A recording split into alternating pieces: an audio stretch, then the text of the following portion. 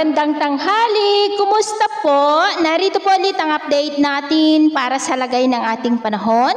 Ngayong tanghali po ng August 8, 2025. Sa ngayon po ay dalawang sama ng panahon pa rin ang ating binabantayan sa loob at labas ng ating area of responsibility.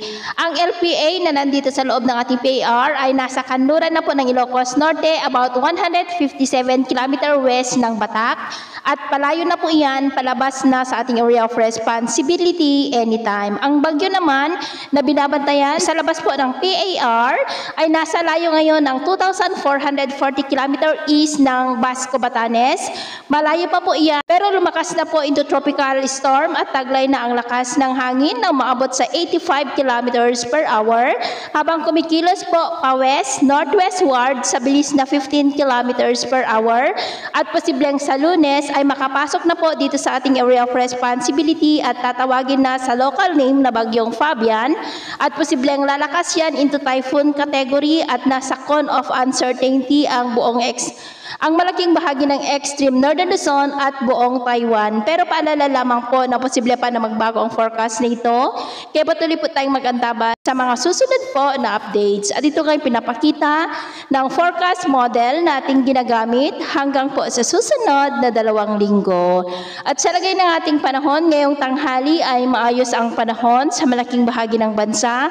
Maliban lamang sa mga tsansa ng cloudy skies with isolated rain sa ilang bahagi ng Bicol Region, Marinduque, Catanawan, Mindoro, Bataan, Samar Provinces, Leyte, Bohol, Cebu, Negros, Capiz, Aklan, Caraga, ilang bahagi ng Northern Mindanao, Davao at Zamboanga Peninsula. At sa susunod na mga oras, mas maraming lugar po ulit ang makakaranas ng mas maulap na kalangitan with isolated rains, lalo na po dyan sa may Kabisayaan, Southern Luzon, ilang bahagi ng Metro Manila, Central Luzon, some part of Northern Luzon at ilang bahagi ng Mindanao. Kaya mag-ingat po tayo sa mga banta pa rin ng mga pagbaha at pagguho ng lupa. At sa atin naman pong mga baybayin, wala na po tayong nakataas na namang gale warning signals, pero ba yung pag-ingat lamang po kung papalaot tayo para po mas makaiwas sa mga sakunang pangkaragatan. So ito na ang latest update natin sa araw na ito. Ako po muli si James na nagsasabing